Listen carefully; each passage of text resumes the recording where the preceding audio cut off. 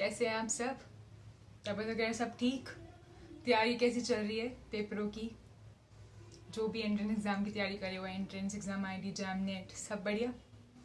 तो स्टार्ट करते हैं आज की वीडियो। पर आज की वीडियो स्टार्ट करने से पहले जैसे कि हमने एक नया रूल टाइप बना लिया कि हर वीडियो में थोड़ा सा मोटिवेशन लेंगे, थोड़ी सी अच्छी बातें सीखेंगे ज़िंदगी के बारे में। तो आज भी ऐसे ही करते हैं।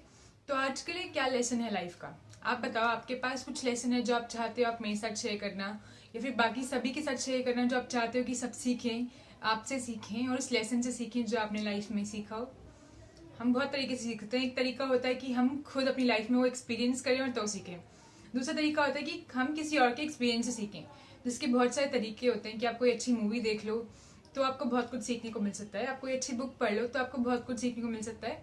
तो सीखने की तो बहुत चीज़ें हैं, पर बुक्स तो हम ट्रिवियली मानते हैं कि चलो इन्फॉर्मेशन के लिए, सीखने के लिए बनी है। पर आपको पता है मूवीज से भी हम बहुत कुछ सीख सकते हैं। बहुत अच्छी मूवीज आती हैं, बहुत अच्छी सीरीज आती हैं। कुछ ड्रामा और एंटरटेनमेंट और हॉरर और इस सबको टारगेट हम करते हैं, पर उसके अलावा कुछ बियॉन्ड एक्सेप्शन बहुत ज़बरदस्त मूवीज होती हैं जिनसे हमें बहुत डीप लेसन मिलते हैं। जैसे कि अगर आप इंडियन बंगाली फिल्म की बात करूँ तो अप्पू ट्रायोलॉजी, जिसमें मतलब ये वो फिल्म है जो इंटरनेशनल अवार्ड्स में भी जाती हैं, बहुत ही हाईली अप्रिशिएटेड होती है, इनकी स्टोरी बहुत डीप होती है।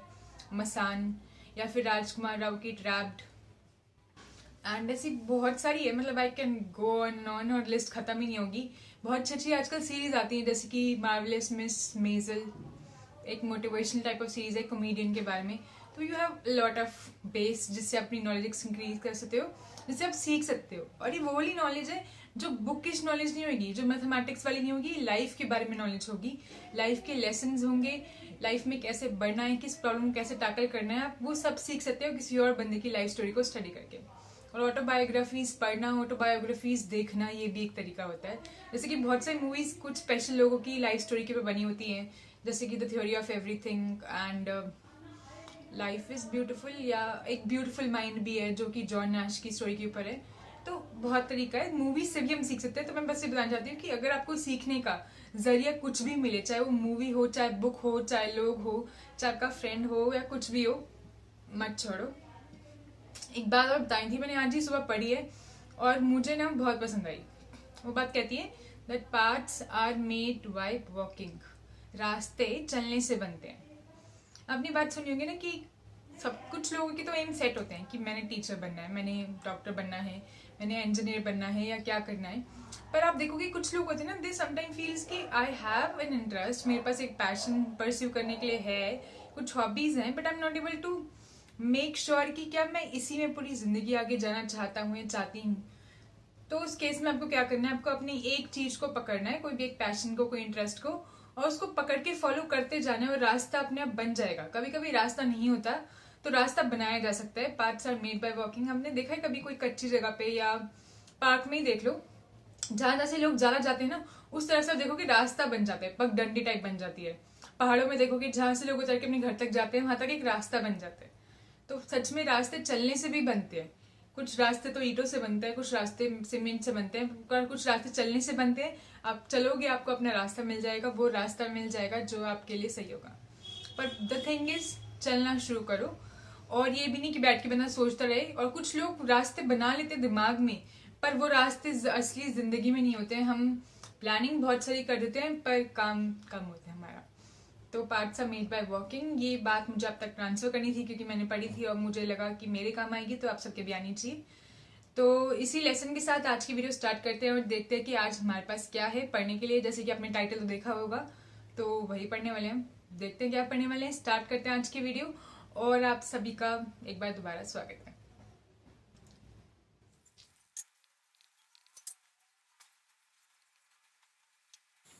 तो आज का हमारा टॉपिक है the questions and their solutions from Joseph गैलिन।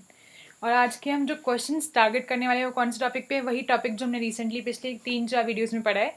तो कौन कौन से टॉपिक्स है जो हमने पिछले 3-4 वीडियोस में पढ़े हैं? एक तो हमने पढ़ा है अबाउट सेंटर, ठीक है, और हमने पढ़ा है अबाउट सेंट्रलाइजर। उसके अलावा हमने पढ़ा है अबाउट सेंटर, सेंट्रलाइजर, एंड एक चीज़ और है जो हमने नॉर्मलाइजर डिस्कस नहीं किया, पर centraliser of an element and normaliser of an element बिल्कुल सेम होते हैं। तो ये मैं क्वेश्चन के थ्रू बता दूंगी क्योंकि ये क्वेश्चन वो था जो जो हमारा व्हाट्सएप और टेलीग्राम का ग्रुप है उस पर काफ़ी ज़्यादा पूछ रहे थे कि नॉर्मलाइज्म रेफरेंस क्या होता है। ठीक है, तो ये बात करेंगे और इनके बारे में बात करेंगे और सब ग्रुप्स के बारे में बात करेंगे और इन सब टॉपिक्स के बारे में हम जितने भी क्वेश्चंस हैं गैलियन के, उसमें से मैंने कुछ अच्छे क्वेश्चंस एक्सरसाइज में से पिक करे एंड सॉल्व में से वो हम सॉल्व करेंगे। ठीक है, और अगली वीडियो में भी हम क्वेश्चन ही कंटिन्यू करेंगे। तो ये 2 स्पेशल वीडियोज़ हैं जिसमें हम क्वेश्चंस करने वाले हैं बहुत सारे, एंड आई होप इससे आपका काफ़ी कंसेप्ट रिवाइज हो जाए। तो हमारा आज का पहला क्वेश्चन है ये, let's read it. For each group in the following list, find the order of the group and order of each element in the group. In each case, how are the orders of the elements of the group related to the order of the group? ठीक है, तो इस question में सबसे पहले हमें क्या करना है, कोई भी ग्रुप उठाना है, उसके सभी एलिमेंट्स लिखने हैं, उन सब एलिमेंट्स का हमें ऑर्डर ढूंढना है, ग्रुप का ऑर्डर ढूंढना है, और फिर देखना है कि ग्रुप के ऑर्डर से एलिमेंट्स का ऑर्डर किस तरीके से रिलेटेड है। ठीक है, आ रही है बात समझ? तो स्टार्ट करते हैं सबसे पहले एग्जाम्पल से। बताओ कौन से स्टार्ट करना है। और क्योंकि गैलियन है तो गैलियन में D4 का मतलब क्या होएगा, वही मतलब जो हमने D8 का निकाला है, बेसिकली स्क्वायर्स की सिमेट्री। ठीक है, तो कोई भी एक उठाते हैं, D4 से ही स्टार्ट करते हैं। तो यहाँ पे D4 क्या है, पहले D4 लिखते हैं। D4 क्या बनेगा, तो D4 बनेगा स्क्वायर्स की सिमेट्री वाला ग्रुप। तो स्क्वायर की सिमेट्री हमने देखा था 2 टाइप की होती हैं, रोटेशंस और रिफ्लेक्शंस। तो पहले रोटेशंस में कौन कौन सी आती हैं, single rotation R, that is R 90 degree, 180 degree से करते हो तो R स्क्वायर, R3 यानी कि R क्यूब मतलब कि 180 + 90 270, इस तरीके से R4 हो जाएगा 360, दैट इज बराबर टू, चाहे कुछ भी रोटेशन मत करो, यानी कि आइडेंटिटी एलिमेंट। ओके, ये तो 4 हमारे पास बनती है रोटेशंस, और फिर बनती है हमारे पास रिफ्लेक्शंस। कौन कौन सी, RS, R square S, R cube S and R4S, that is basically only S। तो ये हमने पढ़े, इसमें 8 एलिमेंट्स होते हैं, हमने ऑलरेडी डिस्कस करा हुआ है। जिसको भी इसमें दिक्कत है वो ये वाली अलग से डायहेड्रल ग्रुप वाली वीडियोस देख सकता है। तो ये क्या होगी हमारे पास, रोटेशंस, और ये हमारे पास आ गई रिफ्लेक्शंस। तो इसमें कितने एलिमेंट्स होते हैं, 8 एलिमेंट। तो पहला आंसर हमें क्या देना था कि ग्रुप का ऑर्डर क्या है। तो order of the group basically क्या होता है, उसको हम इस तरीके से डिनोट करते हैं, मॉड के अंदर हम लिख दें तो मतलब कि ऑर्डर ऑफ द ग्रुप, इसका मतलब क्या है, ऑर्डर ऑफ D4। तो ऑर्डर ऑफ D4 क्या है, कितने एलिमेंट्स है इसमें, इसी को हम कार्डिनैलिटी भी कहते हैं, या तो ऑर्डर कह दो या फिर कार्डिनैलिटी कह दो। और इसका मतलब क्या है कि इसमें कितने एलिमेंट्स हैं। तो बताओ इसमें कितने एलिमेंट्स हैं, तो हमें दिख रहा है कि इसमें कितने एलिमेंट्स हैं, 8 एलिमेंट्स है। तो ऑर्डर क्या आ गया, 8 आ गया। D4 का ऑर्डर क्या है, 8। ठीक, तो स्क्वायर की सिमेट्रीज कितनी पॉसिबल है, 8 पॉसिबल है। ओके, पर जब मैंने आपको डायहेड्रल ग्रुप समझाया होगा तो मैंने लिखा होगा D4 की जगह उसका नाम D8। अब मैंने D8 क्यों नाम किया, सेम चीज़ का नाम मैंने लिखा है, तो इसमें क्या फ़र्क है, कंफ्यूज मत हो ना। जो गैलियन है जिसके अब हम क्वेश्चन कर रहे हैं उसमें DN कहते हैं, और जहाँ पे N का मतलब होता है कि number of sides of the polygon जिसकी सिमेट्री की हम बात करें। ठीक है, तो number of sides of polygon. Okay, और जब मैंने पढ़ाया था मैंने इसी को D2N कहा था। इसका मतलब N का मतलब तो वही है, number of sides of polygon, पर D2N बनेगा पूरा ये वाला ग्रुप। ठीक है, तो सिर्फ नोटेशन में फ़र्क है। यहाँ पे D4 जो आप गैलियन कहती है उसको मैंने D8 कहा था अपनी वीडियो के एक्सप्लेनेशन में, तो उस बात से आप कंफ्यूज मत होना। ठीक है, और आप गैलियन वाली नोटेशन स्टैंडर्ड फॉलो करना, क्योंकि जैम गैलियन वाली पेपर को वैल्यू देता है। ठीक है, हम MSc में मैं अब आ गई हूँ, तो MSc में हम ये वाली नोटेशन ज़्यादा फॉलो करते हैं, पर आप जैम वाली फॉलो करने तो इसका नाम आपके लिए D4 ही है, D8 नहीं है। ठीक, तो इसमें हमें ऑर्डर निकाल लिया ग्रुप का। अब हमारा काम क्या, हमने ऑर्डर ग्रुप का निकाल लिया, अब इसके सभी एलिमेंट्स का हमें ऑर्डर निकालना है। तो अब हमारा काम रहेगा कि एलिमेंट्स का हम ऑर्डर फाइंड करें। तो करते हैं ऑर्डर फाइंड एलिमेंट्स का। अब ऑर्डर ऑफ एन एलिमेंट का मतलब क्या होता है, उस एलिमेंट को हम कितनी बार करें उसके साथ सेल्फ मल्टीप्लाई, कि वो क्या आ जाए, आइडेंटिटी आ जाए। ठीक है, तो अगर हमें निकालना है R का ऑर्डर, तो ऑर्डर ऑफ R क्या होएगा, R को हम कितनी बार उसके साथ ऑपरेट करें कि आइडेंटिटी एलिमेंट आ जाए। तो पहले बताओ कि D4 का ऑपरेशन क्या होता है। D4 का ऑपरेशन होता है मल्टीप्लिकेशन। ठीक है, एंड किस तरह की मल्टीप्लिकेशन, जिसमें एक फॉर्मूले का आपको ध्यान रखना है। वो कौन सा फॉर्मूला है, RIS = SR इनवर्स। ठीक है, तो इस फॉर्मूले का ध्यान रखते हुए मल्टीप्लिकेशन, तो ये होता है स्टार ऑपरेशन, यानी कि जो हमारा बाइनरी ऑपरेशन होता है D4 ग्रुप का। तो इस ऑपरेशन के रिस्पेक्ट में D4 फॉर्म करता है ग्रुप। तो हमें ऑर्डर जो निकालना है उस ऑपरेशन के रिस्पेक्ट में निकालना है। तो हमें देखना है कि R को हम कितनी बार ऑपरेट करें, ऐसे R को R के साथ कितनी बार ऑपरेट करें कि हमारे पास क्या आ जाए, आइडेंटिटी एलिमेंट आ जाए। तो हम देखेंगे R को अगर हम 4 बार कर दें, R का मतलब क्या है, रोटेशन बाय 90 डिग्री, और एक स्क्वायर को अगर हम 4 बार घुमा दें तो अपनी ओरिजिनल पोजीशन पे आ जाएगा। तो R4 करने पे आइडेंटिटी आता है। तो अगर because R4 = identity, therefore order of this is order of R क्या हो जाएगा हमारे पास 4। तो order of R is equal to 4। अब आर स्क्वायर का ऑर्डर क्या होएगा, क्योंकि आर 4 आइडेंटिटी है तो आर स्क्वायर को कितनी बार करें कि वो आर 4 बन जाए। अगर हम आर स्क्वायर को 2 बार कर देंगे, आर स्क्वायर का स्क्वायर कर दें, तो इसका मतलब क्या हो जाएगा आर स्क्वायर को 2 बार ऑपरेट कर दो, यही मतलब हो गया इसका। और तो ये क्या बन जाएगा आर 4, दैट इज आइडेंटिटी। तो ऑर्डर ऑफ आर स्क्वायर क्या हो गया ट्वाइस।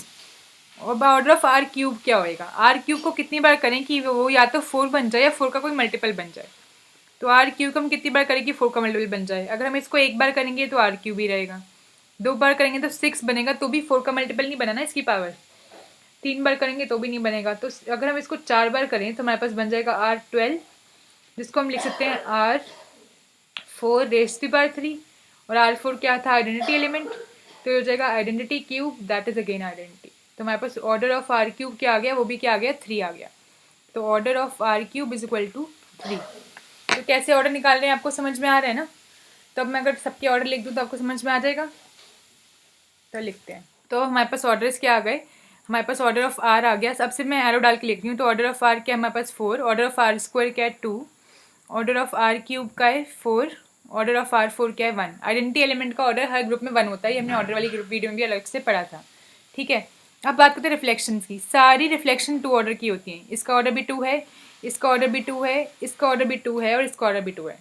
और आप खुद ही समझ सकते हो कि ऐसा क्यों है। आप सोचो, जैसे सपोज इमेजिन करो कि एक लाइन है हमारे पास ए बी, ठीक है।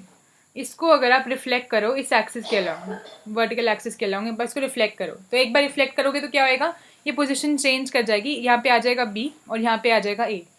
तो एक बार रिफ्लेक्ट करने में पोजीशन चेंज करी, दोबारा रिफ्लेक्ट करेंगे तो वापस अपनी ओरिजिनल पोजीशन, यहाँ पे ए आ जाएगा और यहाँ पे क्या आ जाएगा बी। और यही हमारे पास ओरिजिनल था ना ए और बी।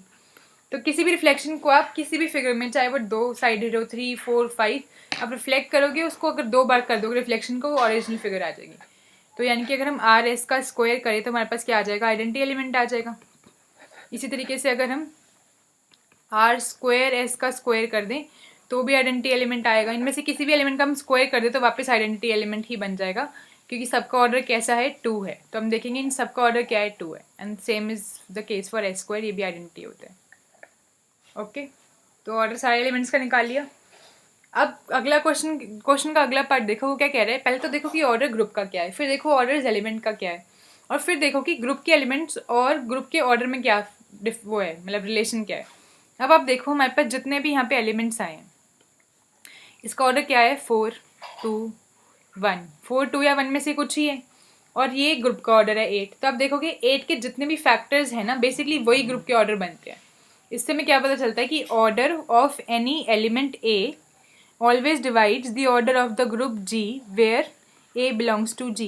अगर A कोई ग्रुप का एलिमेंट है तो उसका ऑर्डर हमेशा ग्रुप के ऑर्डर को डिवाइड करेगा। यानी कि बेसिकली ऑर्डर ऑफ A क्या होएगा, कोई फैक्टर ही होएगा ग्रुप के ऑर्डर का। कि जैसे हमने देखा यहाँ पे 8 के फैक्टर्स क्या क्या होते हैं हमें पता है। 8 को हम कैसे लिख सकते हैं 4 इंटू 2 इंटू 1, तो यही 3 फैक्टर्स होते हैं 8 के। तो हमने देखा कि उसी फैक्टर्स के मल्टीपल्स में हम इसको लिख पाए हैं। ठीक है, इसको आप कह सकते हो कि आपने ट्यू क्यूब लिखा हो तो मैम, तो 2 क्यूब को आप और थोड़ा सा मतलब 2 क्यूब के अब जितने भी फैक्टर्स पॉसिबल हैं, तो 1 पॉसिबल है, 2 तो होएगा, 3 नहीं होएगा, 4 होएगा। तो हम इन सब फैक्टर्स के फॉर्म में एलिमेंट्स के ऑर्डर फाइंड कर सकते हैं। तो इस रिलेशन भी समझ में आ गया। तो एक पार्ट समझ में आ गया, अगले पार्ट पे चलते हैं। तो क्योंकि इसमें 5 पार्ट्स है तो हम एक पार्ट और ट्राई कर लेते हैं और बाकी फिर आप खुद से ट्राई करना, या फिर 2 कर लेते हैं, एक Z12 और एक यू का कोई कर लेते हैं। तो 2 पार्ट्स ट्राई करते हैं, बाकी आप खुद से करना। ओके, तो देखते हैं कोई और पार्ट। तो पहले स्टार्ट करते हैं Z12 से। तो देखते हैं Z12 में कौन कौन से एलिमेंट होते हैं। आपको याद है Z12 है क्या बेसिकली, तो Zn with respect to addition modulo n क्या फॉर्म करता है, एक ग्रुप फॉर्म करता है। उसका नाम हम क्या कहते हैं Zn with respect to addition modulo n। इस ऑपरेशन का नाम क्या है एडिशन मॉडुलो n। और ये ऑपरेशन कैसे काम करता है हमने अच्छे से बहुत सारे एग्जाम्पल्स में समझा है। ठीक है, तो एडिशन मॉडुलो n है। इस ऑपरेशन का मतलब क्या होता है, इसका मतलब है कि अगर आप 2 एलिमेंट्स के ऊपर ये ऑपरेशन लगा रहे हो, ए और बी के बीच में आप ये ऑपरेशन लगा रहे हो, तो इसका मतलब क्या है, remainder obtained when A plus B, ये सम जो है इसको डिवाइड कर दें, इज डिवाइडेड बाय एन। और एन जाहिर है कि क्या होगा, कोई नेचुरल नंबर होगा, क्योंकि 0 तो हो नहीं सकता। तो एन क्या है यहाँ पे, कोई नेचुरल नंबर की बात करें। Addition modulo n where n belongs to natural number. ठीक है, तो एक ग्रुप फॉर्म करता है, ये सब हम ऑलरेडी वेरीफाई कर चुके हैं पुरानी वीडियोस में। तो आज का हमारा काम है इस क्वेश्चन पे ध्यान देना और इसके हर एलिमेंट का ऑर्डर निकालना। हमने ये भी करा हुआ है, पर हम इस क्वेश्चन में दोबारा करते हैं। तो पहली बात, किसी भी ZN में कौन कौन से एलिमेंट्स आते हैं, इक्विवेलेंस क्लासेस आती है, कहाँ से लेके कहाँ तक, यहाँ तक n-1 तक, ठीक है। तो यहाँ पे एलिमेंट्स कौन कौन से आ जाएंगे, 0 1 2 3 4 5 6 7 8 9 10 11 12 -1 11 में तो n के 11 तक एलिमेंट्स आ जाएंगे। और अब गिन सकते हो कितने एलिमेंट्स आएंगे, 12 1 2 3 4 5 6 7 8 9 10 11 12। तो वी हैव 12 एलिमेंट्स। तो ऑर्डर ऑफ Z12 क्या बन गया, 12। तो सबसे पहले काम क्या था, ऑर्डर ऑफ द ग्रुप निकालो। तो ऑर्डर ऑफ द ग्रुप हमने निकाल लिया, ओके। अब अगला काम क्या है हमारा, ऑर्डर ऑफ ईच एलिमेंट भी निकालना है हमें, और फिर देखना है कि वो ग्रुप के एलिमेंट से कैसे रिलेटेड है उनका, ठीक है। तो हर एलिमेंट का ऑर्डर निकालते हैं, ओके। तो जगह बनाते हैं पहले, अब निकालते हैं ऑर्डर। तो Z12 का ऑर्डर क्या आ गया, 12। अब इसके हर एलिमेंट का ऑर्डर देखते हैं कि कैसे हम निकाल सकते हैं। तो पहले 0, एडिशन के रिस्पेक्ट में आइडेंटिटी क्या होती है, 0। तो एडिशन मॉडलो के n के रिस्पेक्ट में आपने देखा था कि आइडेंटिटी क्या आ जाएगी, 0। क्योंकि आप किसी भी एलिमेंट में इस तरीके से करो, सपोज कोई भी एलिमेंट उठाओ, आपने सपोज 5 उठाया, 5 एडिशन मॉडलो 12 0 करो, तो इसका मतलब क्या है, 5 में 0 को ऐड करो, उसके बाद डिवाइड करो 12 से, बताओ रिमाइंडर क्या आएगा, तो 5 ही आ जाएगा। तब किसी भी नंबर में एडिशन मॉडलो 12 लगाओ तो भी 0 ऐड करो, तो आइडेंटिटी जैसा ही काम करता है। तो 0 है तो आइडेंटिटी बन गया। और हर ग्रुप में ऑर्डर ऑफ आइडेंटिटी क्या होता है, 1 होता है, where E belongs to some group G and it is the identity element, ठीक है। तो आइडेंटिटी एलिमेंट का ऑर्डर हो गया 1 का ऑर्डर क्या है, अब देखो किसका ऑर्डर क्या है वो कैसे पता चलेगा, वो मल्टीपल। इसका मतलब क्या है, ऑर्डर का मतलब क्या होता है, ऑर्डर का मतलब होता है, ऑर्डर ऑफ A का मतलब क्या है, एक ऐसा एलिमेंट n सच दैट दो चीज़ें हों। पहली चीज़ कि हम a raise to power n करें तो आइडेंटिटी आ जाए, यानी कि a को n टाइम्स ऑपरेट करें उसके साथ तो आइडेंटिटी आ जाए। और दूसरी चीज़ क्या होती है कि n ऐसे छोटी पॉसिबल वैल्यू, सबसे छोटी पॉसिबल वैल्यू हो, ठीक है। n is least possible value, ठीक है। तो ये दो बातों का हमें ध्यान रखना होता है। इस बात का ध्यान रखते हुए ऑर्डर निकालते हैं। तो 0 का ऑर्डर क्या था, 1 का ऑर्डर क्या आएगा, उसको हम कितनी बार करें कि वो 12 का मल्टीपल बन जाए, तो 12 टाइम्स करें। अब ऐसा क्यों, आप देख सकते हो अगर हम 12 टाइम्स कर दे 1 को, इसका मतलब क्या है कि हम 1 पे एडिशन मोड लो 12 लगाते जाएं 12 टाइम्स। इनके हम इस तरीके से 12 टाइम्स 1 को लिख दें, अभी हमने 3 बार लिखा है, इसी तरीके से हम 12 टाइम्स लिख दें, एडिशन मॉडल लगाते जाएं, तो हमारे पास क्या आ जाएगा, 1 को 12 टाइम्स ऐड करो, उसके बाद उसे 12 से डिवाइड करो, बताओ रिमाइंडर क्या आ रहा है। तो 1 को 12 टाइम्स ऐड करेंगे तो 12 आ जाएगा, और 12 को अगर हम मॉड 12 करें यानी कि 12 से डिवाइड करें तो रिमाइंडर क्या आ जाता है, 0। इसका मतलब 12 टाइम्स 1 को करके 0 बनता है, तो 12 हो जाएगा। बेसिकली अब हमें क्या देखना है कि हम कितनी बार इसको मल्टीप्लाई करें इस नंबर को, या कितनी बार हम उसे ऐड करें कि वो 12 का मल्टीपल बन जाए। तो 2 को कितनी बार करो कि 12 का मल्टीपल बन जाए, 6 बारी। 2 को अगर हम 6 टाइम्स ऐड कर दें तो 12 का मल्टीपल बन जाएगा। 3 को कितनी बार करें, 4 टाइम्स। 4 को कितनी बारी करें कि 12 का मल्टीपल बन जाए, 3 टाइम्स।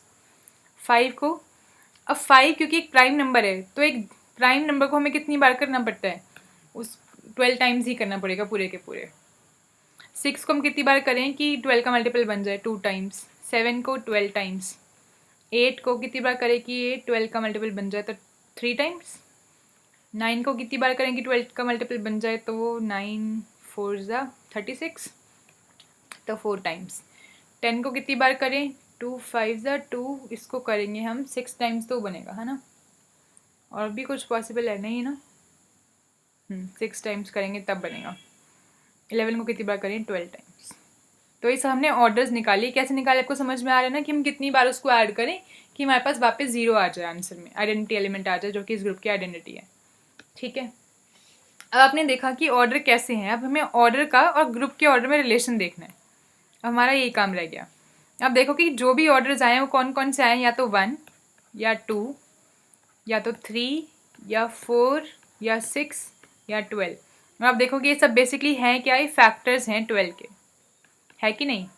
तो जो फैक्टर्स ऑफ 12 है वही हमारे पास क्या आ गए, possible orders of the elements. तो हमें इससे पता चल गया कि order of any element of the group divides the order of a group, हमेशा ऐसा होता है, ठीक है। Where A belongs to G and G is a group, तो ऐसी बात हमेशा होती है। एक और इंटरेस्टिंग चीज़ आपने इसमें सीखी कि अगर जैसे Zn है ना हमारे पास, तो यहाँ पे क्या है, n है, तो अगर n के साथ कोई भी यहाँ पे जो एलिमेंट है वो कैसा हो, को प्राइम हो, तो उसका ऑर्डर पूरा का पूरा एन ही बन जाता है। को प्राइम का क्या मतलब है, जीसीडी 1 होना। तो हम देखते हैं 11 का ऑर्डर। 11 का आप जीसीडी निकालो 12 के साथ। जीसीडी पता है ना, ग्रेटेस्ट कॉमन डिवाइजर, या फिर एचसीएफ कहते हैं जिसे हम, हाईएस्ट कॉमन फैक्टर। तो इन दोनों का हाईएस्ट कॉमन फैक्टर क्या है, 11 के फैक्टर होते हैं 1 और 11, 12 का फैक्टर होता है 1 2 3 4 6 12। इनमें कॉमन क्या है, 1, और हाईएस्ट कॉमन भी 1 ही है, तो जीसीडी क्या आ गया, 1 आ गया। तो जिन जिनका जीसीडी 1 है उस एलिमेंट का ऑर्डर क्या हो जाएगा, 12 ही हो जाएगा। और किसका जीसीडी 1 है 12 के साथ, तो आप देखोगे 7 का अगर हम 12 के साथ जीसीडी निकालें तो क्या आएगा, 1 आएगा, तो इसलिए 7 का ऑर्डर भी 12 हो गया। अब 10 का ऑर्डर क्यों नहीं है 12, क्योंकि अब 10 का अगर आप जीसीडी निकालो 12 के साथ तो क्या आएगा, इनका हाईएस्ट कॉमन फैक्टर क्या आएगा, 2, और अगर जीसीडी 1 नहीं है तो ये लॉ काम नहीं करेगा। तो एक और इम्पॉर्टेंट चीज़ हमने क्या सीखी कि अगर जीसीडी 1 हो किसी n के साथ किसी भी एलिमेंट का, तो उसका ऑर्डर वो पूरा n ही बन जाएगा, ये सिर्फ zn के केस में। और जो ये वाली बात है कि order of A divides order of the group, ये हमेशा ट्रू होता है। तो ये बात समझ में आ गई आपको, चले आगे। ओके, अब U12 या U10 में से कोई एक उठाते हैं। चलो U10 देखते हैं ये क्या कहता है। ओके, तब U12 क्या होता है ये देखते हैं। तो U12 या U10 देख लेते हैं। तो U10 कैसे बनता है, हम ये Z10 से बनाते हैं। Z10 लिखो पहले। तो Z10 क्या बनेगा, 0 1 2 3 4 5 6 7 8 एंड 9। अब U10 क्या होता है, U10 क्या होता है, उसमें वो सारे एलिमेंट आएंगे जिनका 10 के साथ GCD 1 है। हमने अभी GCD 1 देखा था ना, तो जिन जिन एलिमेंट्स का 10 के साथ GCD 1 है वो सब U10 में आ जाते हैं। Z10 के वो वाले element such that GCD of X and 10 is 1, इनकी जिनका 10 के साथ GCD 1 होगा वो वाले एलिमेंट्स आएंगे। तो इसमें कौन कौन से आ जाएंगे, 1 3 7 एंड 9। बाकी एलिमेंट्स का GCD 1 नहीं आएगा। अब देखोगे कि हम GCD किस तरीके से निकालते हैं, GCD यानी कि ग्रेटेस्ट कॉमन फैक्टर यानी कि HCF। तो GCD A ऑफ B हम इस तरीके से लिख सकते हैं डायरेक्टली, बस A, B, इसका मतलब GCD भी होता है। ठीक है, तो अगर हम GCD निकालें 2 और 10 का तो वो आता है 2, और हमने कहा GCD 1 आएगा तो इसके अंदर आएगा, तो इसलिए 2 इसके अंदर नहीं आएगा। अब अगर हम 3 और 10 का GCD निकालें तो बताओ 3 और 10 में हाईएस्ट कॉमन फैक्टर क्या है, 1 है, तो 3 इसके अंदर आ जाएगा, तो 3 इसके अंदर आ गया। इस तरीके से चेक करके हमने U10 बना लिया। अब हमें निकालना है इसके एलिमेंट्स का ऑर्डर। ठीक है, अब U10 में एलिमेंट का ऑर्डर का क्या मतलब है, पहले तो देखो U10 में ऑपरेशन कौन सा होता है। तो U10 में ऑपरेशन होता है मल्टीप्लिकेशन मॉडुलो 10। ठीक है, अब U10 में ऑर्डर क्या है, मल्टीप्लिकेशन मॉडुलो 10। इसका मतलब क्या होता है, मल्टीप्लिकेशन मॉडुलो 10 का मतलब होता है रिमाइंडर। सपोज हमने A और B पे मल्टीप्लिकेशन मॉडुलो 10 लगाया, तो रिमाइंडर व्हेन द प्रोडक्ट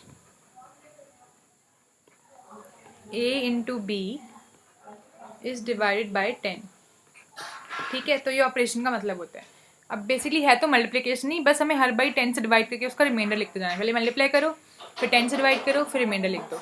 कुछ एलिमेंट्स वेरीफाई करके देखते हैं। सपोज हमने 3 इंटू 7 करने हैं, तो इसका क्या मतलब है, यहाँ पे इंटू, ये वाला इंटू है। ठीक है, तो 3 इंटू 7 में लिख रही, तो आप इसको भी थोड़ी देर के लिए यही समझना क्योंकि हम इस ग्रुप में हैं। ठीक है, तो 3 इंटू अगर हमें 7 करना है तो वो क्या होगा, 21। 21 पे mod 10 लगाओ। mod 10 मतलब कि 10 से डिवाइड करो, बताओ रिमाइंडर क्या आ रहा है, तो रिमाइंडर क्या आ रहा है, 1। ठीक है, अगर हमें करना है 7 इंटू 9, तो 7 इंटू 9 क्या होता है, 63। 63 पे mod 10 लगाओ तो रिमाइंडर क्या आ रहा है, 3। तो इनकी 7 इंटू 9 इज़ बराबर 3। तो हम 63 की जगह 3 लिख सकते हैं। 63 यहाँ पे बेसिकली बराबर हो गया 3 के। आप समझ रहे हो ये बात, इस ऑपरेशन के अंदर ऐसे यहाँ पे 21 बराबर हो गया 1 के अंदर। तो हम इस तरीके से इसमें मल्टीप्लिकेशन वगैरह करने वाले हैं। तब इस ग्रुप के हम निकालते हैं एलिमेंट्स का ऑर्डर। 1 तो आइडेंटिटी होती है, तो आइडेंटिटी का ऑर्डर हमेशा 1 होता है। बच गए बाकी 3 एलिमेंट जिनका हमें ऑर्डर कैलकुलेट करना है। ठीक है, तो उसके ऑर्डर का एलिमेंट कैलकुलेट करने की कोशिश करते हैं। सपोज हम 3 का करें, तो हम 3 को उसके साथ कितनी बार ऑपरेट करें कि 1 आ जाए। तो 3 इंटू 3 इज़ 9 एंड 9 mod 10 क्या आएगा, वापस 9 आ जाएगा, तो बात नहीं बनी। तो हमारे पास बेसिक, अब 3 को 3 बारी करके देखते हैं। तो 3 इंटू 3 इंटू 3, यहाँ पे इंटू का मतलब याद रखना ये वाला इंटू है। ठीक है, याद आएगा 27। तो 27 mod 10 अगर हम करें तो क्या आएगा हमारे पास, 7। इसका मतलब हम 3 क्यूब को 7 लिख सकते हैं डायरेक्टली, इसका मतलब ये है। ठीक है, पर 1 तो नहीं आया, हमें तो 1 निकालना है। तो 3 को 4 टाइम्स करते हैं। 3 को 4 टाइम्स करने का मतलब क्या है, 3 को 3 टाइम्स करो और फिर उसको एक बार और मल्टीप्लाई कर दो। इस 3 और क्यूब किसके बराबर था 7, यानी कि 7 इंटू 3 करो, इसका मतलब 21 करो, और 21 mod 10 करो तो किसके बराबर आता है 1 के, क्योंकि 21 को अगर हम 10 से डिवाइड करें तो क्या आएगा 10 2 ज़ा 20 और रिमाइंडर बच गया 1, तो 1 के बराबर आ गया क्योंकि यहाँ पर रिमाइंडर लिखना होता है। तो यानी कि ऑर्डर ऑफ 3 क्या आ गया 4 आ गया। ठीक है, समझ में आ गया ना किस तरीके से हमने ऑर्डर निकाला। इसी तरीके से अगर आप ऑर्डर निकालते जाओगे तो 3 का ऑर्डर 4 आ गया, 7 का ऑर्डर क्या आ जाएगा 7 स्क्वायर 49 होता है, 7 क्यूब हो जाएगा 9 इंटू 7 63 3 के बराबर, तो इसका ऑर्डर भी 4 आ जाएगा। और 9 का ऑर्डर तो 2 ही आ जाएगा क्योंकि 9 स्क्वायर करके 81 आ जाता है, and 9 square is equal to 81, और 81 mod 10 क्या हो जाएगा 1। तो सभी एलिमेंट्स का ऑर्डर आ गया आपके पास 1 4 4 एंड 2। तो पहला काम था उस हमारे क्वेश्चन का कि सभी एलिमेंट्स का ऑर्डर निकालो। फिर देखो कि ग्रुप के ऑर्डर से कैसे रिलेट करते हैं। तो ग्रुप का ऑर्डर क्या है हमारे पास, तो U10 का ऑर्डर तो हमारे पास था, U10 में कितने एलिमेंट्स हैं 4 एलिमेंट्स हैं। तो हम देख रहे हैं कि बेसिकली जो एलिमेंट का ऑर्डर है वो ग्रुप के ऑर्डर का कोई फैक्टर ही है, 1 4 और 2 4 के फैक्टर्स हैं। तो ये प्रॉपर्टी दोबारा समझ में आ गई। इसके आगे भी उसके बाकी जो 1-2 पार्ट रह गए वो आप कर सकते हो। चले नेक्स्ट क्वेश्चन पर। अब ये क्वेश्चन देखो, क्वेश्चन क्या कह रहा है, let X belong to a group. तो मान लो कि जी डॉट के हमारे पास ग्रुप है, ठीक है, तो let G dot be a group. अभी हम जो क्वेश्चन में गिवन है सिर्फ वो समझ रहे हैं, हम लिख लिख के ही समझते हैं। एंड उसमें एक्स कोई एलिमेंट बिलोंग करता है, इनकी एक्स बिलोंग्स टू जी। अभी तक हमने इतना क्वेश्चन पढ़ा है, आगे पढ़ते हैं। अगर एक्स स्क्वायर आइडेंटिटी के बराबर नहीं है, x square is not identity, prove that x4 is not identity and x5 is not identity, and how what can we say about the order of x। तो हमें अब क्या प्रूव करना है, ये सब हमें गिवन है, ये सब है गिवन पार्ट। ओके, अब हमें प्रूफ क्या करना है, तो हमें प्रूफ करना है कि 2-3 चीज़ें प्रूव करनी है और एक चीज़ हमें फाइंड करनी है। तो पहली चीज़ हमें क्या प्रूफ करनी है कि ऑर्डर ऑफ एक्स 4 करने पे भी आइडेंटिटी नहीं आएगा, एक्स को 5 टाइम्स करने पे भी आइडेंटिटी नहीं आएगा, और फिर बताने कि ऑर्डर ऑफ एक्स के बारे में आप क्या विचारधारा रखते हो। ये 3 चीज़ें हम इस क्वेश्चन में करनी है। तो पहले प्रूव करते हैं कि x4 करने पे भी आइडेंटिटी नहीं आएगा। उसको करने से पहले हम इसको समझते हैं, एक्स स्क्वायर करने पे आइडेंटिटी नहीं आ रहा है, इसका क्या मतलब है कि एक्स को हम 2 बार अगर इस ग्रुप के ऑपरेशन के अंदर कर रहे हैं ऑपरेट, तो आइडेंटिटी हमारे पास नहीं आ रहा है। अगर एक्स स्क्वायर करने पे आइडेंटिटी नहीं आ रहा है, इसका मतलब ऑर्डर ऑफ एक्स ना तो 2 हो सकता है और ना ही 1। इसका मतलब order of X is not equal to 2 and order of X is not equal to 1। क्योंकि अगर ऑर्डर ऑफ एक्स 1 होता तो एक्स स्क्वायर करने पे आइडेंटिटी आ जाता, और अगर ऑर्डर ऑफ एक्स 2 होता तो भी एक्स स्क्वायर यानी कि एक्स को 2 बार ऑपरेट करने पे आइडेंटिटी आ जाता। एक्स स्क्वायर को आप ये मत समझना मैं बोल एक्स स्क्वायर रही हूँ, पर इसका मतलब मल्टीप्लिकेशन नहीं है, यहाँ पे जो भी ऑपरेशन है ग्रुप का, डॉट कोई भी ऑपरेशन हो सकता है, एडिशन भी हो सकता है, तो उस केस में एक्स स्क्वायर का मतलब हो जाएगा एक्स प्लस एक्स, पर इसको ऐसे बोल सकते हैं, ये हमने ग्रुप वाली वीडियोज़ में अपनी देखा है, तो आपको समझ में यहाँ पे आ गया होगा कि मैं ऐसे क्यों बोल रहे हैं। ठीक है, तो अगर ऑर्डर ऑफ एक्स, अगर एक्स स्क्वायर करने पे आइडेंटिटी नहीं आता तो ऑर्डर ऑफ एक्स ना तो 2 हो सकता है और ना ही 1 हो सकता है, तो हमें बस ये गिवन से पता चला। अब हम पहला पार्ट प्रूव करने की कोशिश करते हैं कि x4 करने पे आइडेंटिटी नहीं आएगा। अब x4 करने पे क्या आएगा, LHS उठा के चलते हैं। x4 हम ना इसको कॉन्ट्रडिक्शन से प्रूव करते हैं। मान लेते हैं कि x4 आइडेंटिटी है, तो हमारे पास कुछ कॉन्ट्रडिक्शन आ जाएगा, फिर हम कह देंगे नहीं हमारी बात गलत है। तो हम मान लेते हैं कि let x4 is equal to identity if possible, और हम देखेंगे कि हमने जो लेट करा है वो गलत है, अभी हम साबित कर देंगे।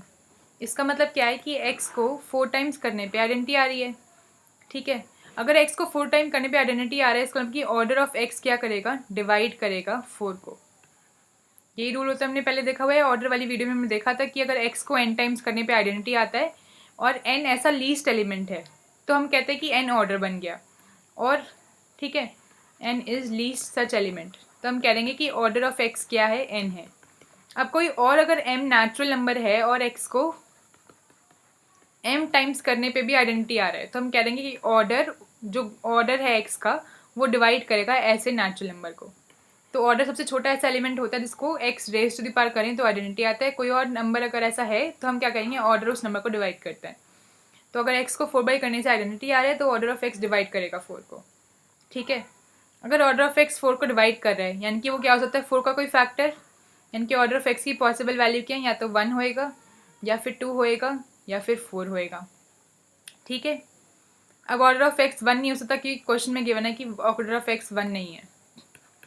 ऑर्डर ऑफ एक्स 2 भी नहीं हो सकता क्योंकि क्वेश्चन में गिवन है कि एक्स स्क्वायर करने पे आइडेंटिटी नहीं आ सकता, तो ऑर्डर ऑफ एक्स 2 भी नहीं है।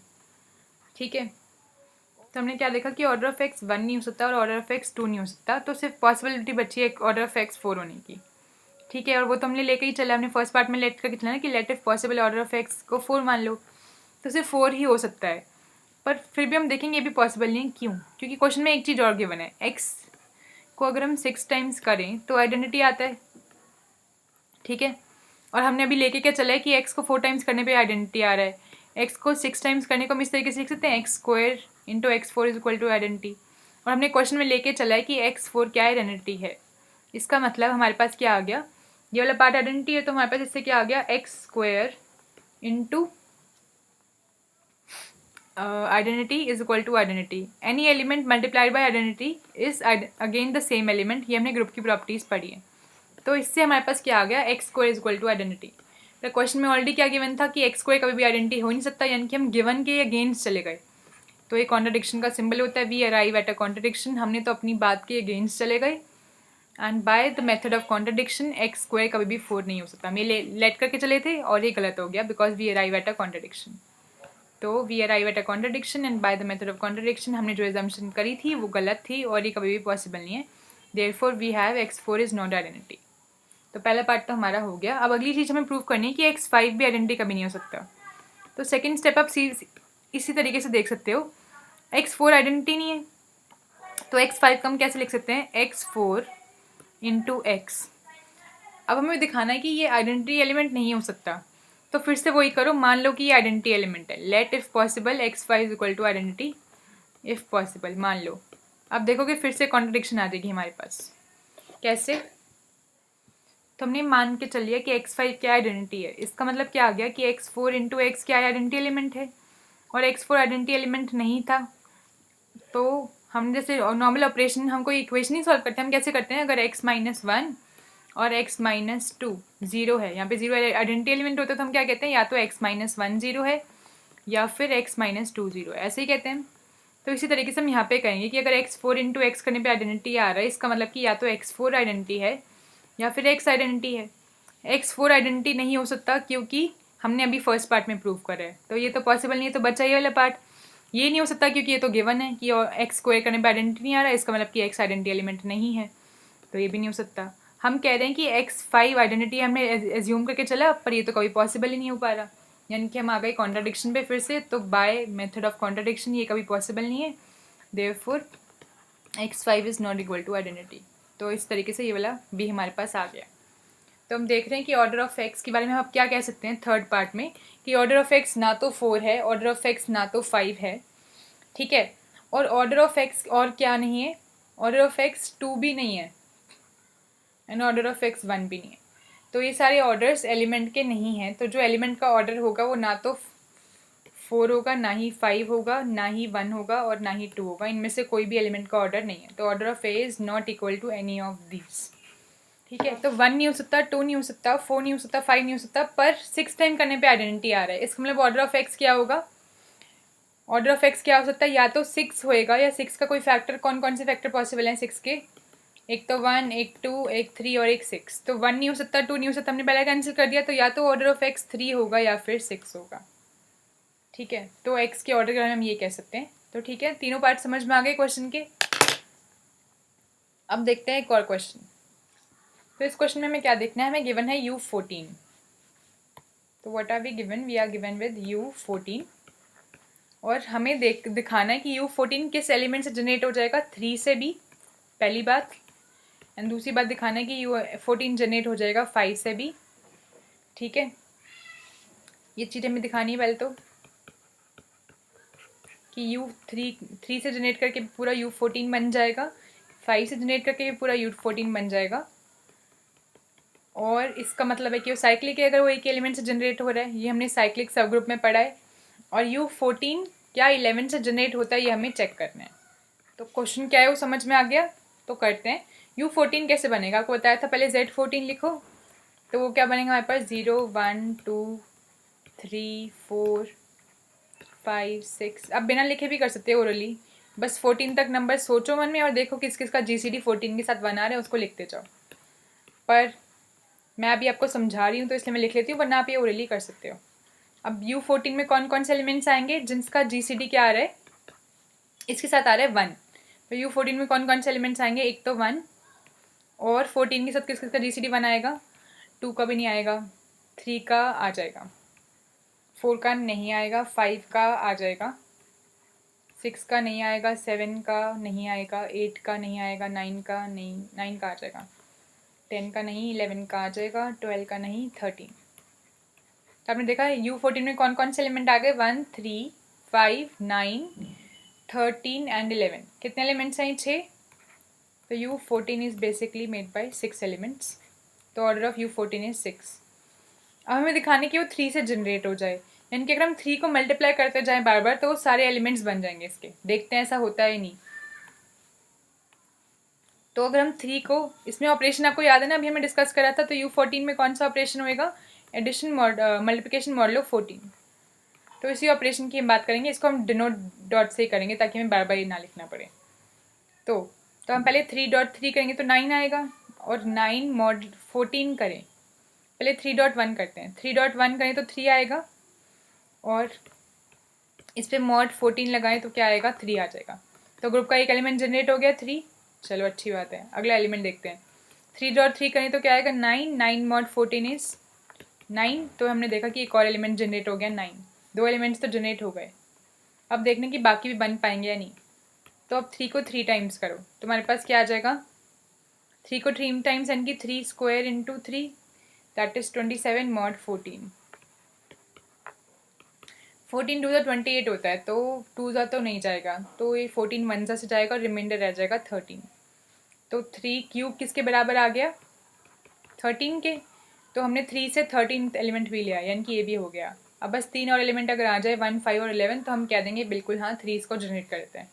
तो 3 को 4 टाइम्स करो, इसका मतलब क्या है, 3 को 3 टाइम्स करो मल्टीप्लाइड बाय 3 को एक बार ही करो, और 3 टाइम्स करने पे क्या आता है 13, यानी कि 13 इंटू 3 करो, and that is equal to 39। 39 पे मॉड 14 लगाओ, तो 14 2 28 होता है। तो यहाँ पे 14 2 28 आ जाएगा, और 39 में से हम 28 माइनस कर दें तो हमारे पास वो रिमाइंडर बच जाएगा। तो कितना रिमाइंडर बच रहा है हमारे पास, 1 and 1 11। तो आप देखोगे कि 3 4 की वैल्यू क्या आ गई, 3 को 4 टाइम्स करो तो दैट इज इक्वल टू 11। तो एक और एलिमेंट जनरेट हो गया 11। अब देखना कि 5 और 1 भी हो पाएंगे या नहीं। तो 3 को 5 टाइम्स करो, 5 टाइम्स करने का मतलब क्या है, 3 को 4 टाइम्स मल्टीप्लाई बाय 3 को एक बारी, दैट इज 3 4 की वैल्यू क्या थी 11 इंटू 3, दैट इज 33। अब 33 पे लगाओ मॉड 14। तो दोबारा हम देखेंगे कि 28 से जाएगा और हमारे पास रिमाइंडर क्या बच जाएगा 5। तो 3 रेस्ड पर 5 किसके बराबर आ गया, कॉन्ग्रेंट टू 5, ये वाला जनरेट हो गया। और अगला आप देखोगे कि अगर हम 3 को 6 टाइम्स करें तो आई गेस 1 आना चाहिए, देखते हैं।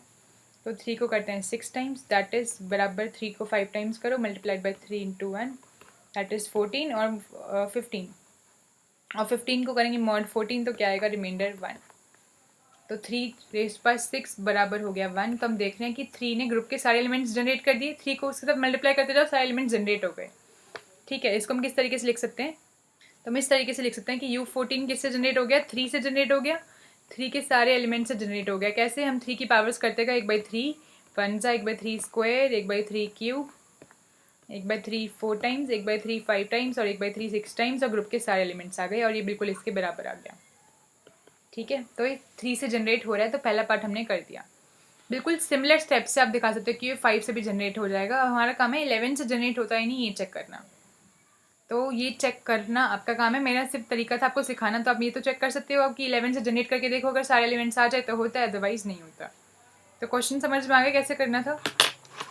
तो आज हमने 3 क्वेश्चंस करें जो काफ़ी सही थे, अंडरस्टैंडिंग में काफ़ी हेल्प करेंगे। और भी काफ़ी क्वेश्चंस करेंगे हम सब ग्रुप्स के और इसके बारे में अगली वीडियो में। अभी हम 1-2 वीडियोस में क्वेश्चंस ही करेंगे, क्योंकि बेसिकली क्वेश्चन सॉल्व करने आपको आने चाहिए, तभी तो आप एग्जाम क्लियर कर पाओगे। और बैचलर्स में भी काम आएंगे, मास्टर्स में भी काम आएंगे, और साथ में IT जैम के एंट्रेंस के लिए तो ये है बिल्कुल वीडियो, उसके कंसेप्ट हम क्लियर करें तो ये सब जगह काम आने वाले हैं।